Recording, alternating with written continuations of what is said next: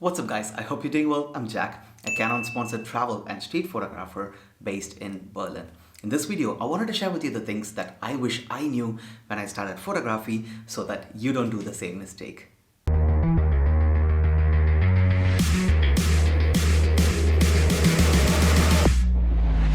So let's get into the list. The first thing is raise the volume if you have to. You don't need an expensive or a higher megapixel camera to take a good picture. There were months or almost even a year when I started photography, I was constantly procrastinating, not taking a picture because I was under an impression that I don't have a good camera.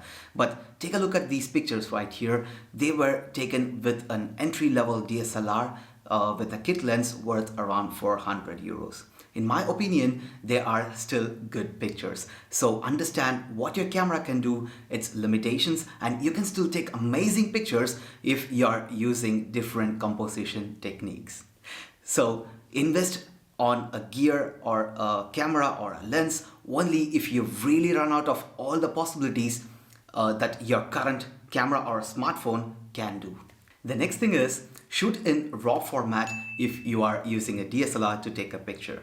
There will be so much information about your picture stored in a RAW format file compared to a JPEG format file.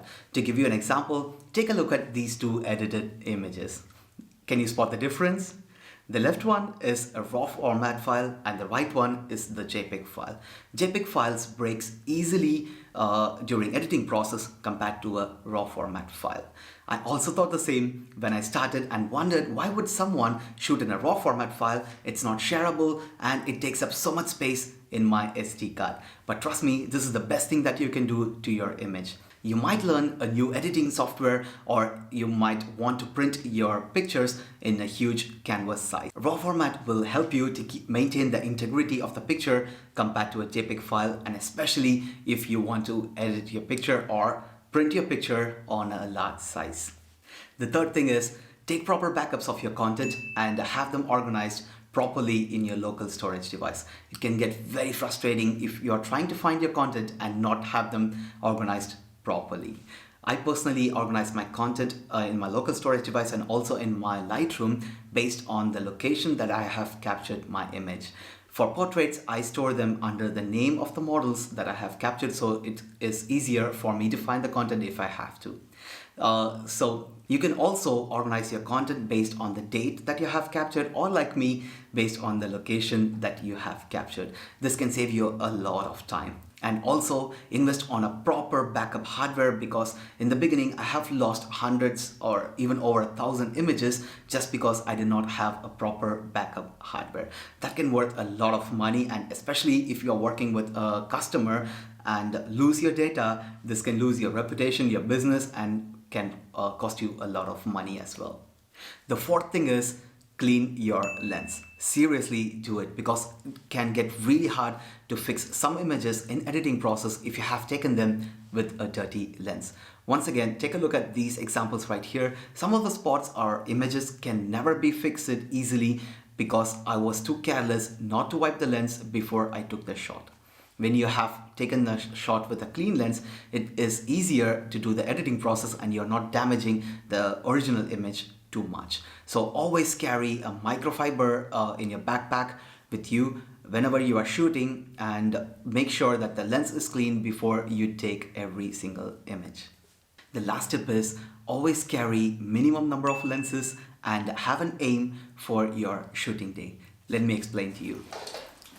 This used to be my camera backpack before, and this is my camera backpack right now. When I started photography, I always carried all the lenses that I had, thinking that I'm prepared for any moment and I'm not gonna lose any photo opportunity. But the reality is that when I'm at the spot, I spent a lot of time thinking which lens I should use for taking that picture, and missed some precious moment just because I was changing the lens, or I had the proper lens before and now I had a different one mounted just because of my poor judgment. But by having a proper aim for my shoot and by carrying minimum number of lens, I know which shot I want to take and I can clearly focus on that, get the job done, And if at all I need to take a different picture using a lens that I have left back at home, I plan it for another shooting day. One final thing that I wanted to say in this video is don't get into comparison game, especially when you're starting photography. This will push you into impersonating someone else and you would never find your true style. Remember, it's a process. You will definitely get better over time. So have fun creating and experimenting different things to find your style.